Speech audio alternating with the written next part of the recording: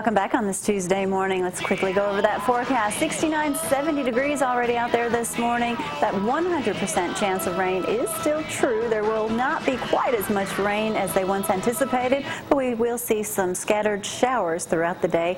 So don't think it's going to be a total rain out. High temperatures today around 78. Looks like the mid 70s are going to stick around for quite some time. Not bad. Possibly a little bit of rain tomorrow, then things dry out, and what a beautiful weekend for so many events that are going to be taking place throughout the area. And I do have to say, don't forget, if you want to have a booth at the Sheriff's Arena for the Fiddlers Convention weekend, they have them available. Just go visit the Sheriff's office. Let me introduce you to Miss Catherine Knowles. She has, of course, the Donut Tree. How are you? Hi, Gloria. Hi. Thank you for having me this morning. You are so welcome. All right. Is this your first book that you've written? It's my first book. It is. What made you, first of all, how long did it take you to write this book? From beginning to end, probably maybe 2 years, about 6 months of research, and then writing, editing, publishing, marketing. So. Oh, and all that copy editing that goes in there too. You know what? This is over 300 pages. If you had to tell someone in a nutshell why, first of all, you talk a lot, you're in the Huntsville area. Yes. And this is familiar stories or this is the area. What would be the one thing you would think people would want? Why would they want to read this book?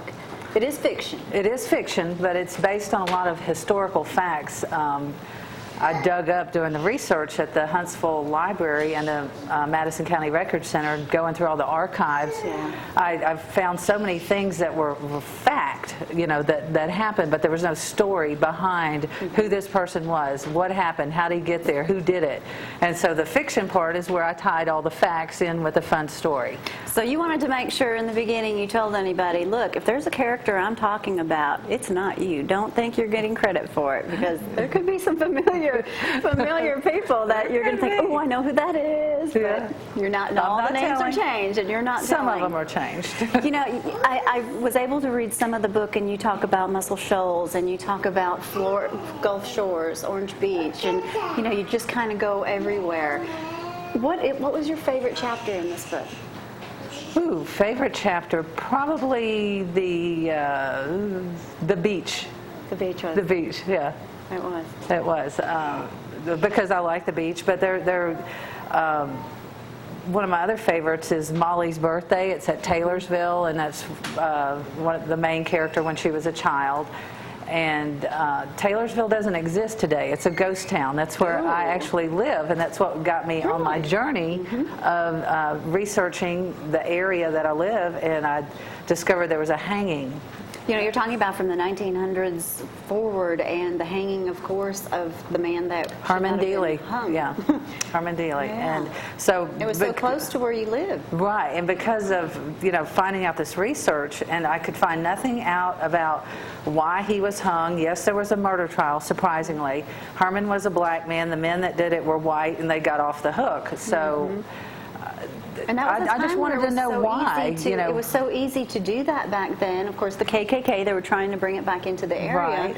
And, I mean, it's very intriguing when you read it, and so much, badness that happened and so much corruptness that they got away with. Right, but the book is not gloom and doom. Yes, oh, no, it's there's not. 12 murders in there, and I'm only responsible. Not gloom and doom. No, I'm only responsible for 3 of the murders, but these are all truthful events that happened in Huntsville, and it's life. It's life. It's life. But it's a lot of whimsical to the story too. There's a dog, and there's car racing, and there's boats and bootlegging and madams, and of course murders and hangings. But it is a fun book to read, and it's like taking you back into Huntsville, going through a journey of the town that we live in, but 100 years ago. And a lot of the landmarks are still here.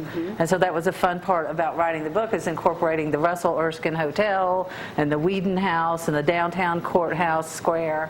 And I absolutely love the cover of your book too. That house is such a staple in Huntsville. It's such a beautiful house. Thank you. And the dog on the front cover, that's my dog. That's Sugar. And of course she's in the book. What book would be complete without a dog in there? That's right. It's got to have Sugar. Where can people get your book? It's available on Amazon in paperback and in Kindle, and it's located several places around Huntsville.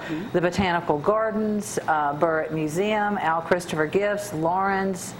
I'm sure I'm leaving some of the book signings that you have coming up in the near future.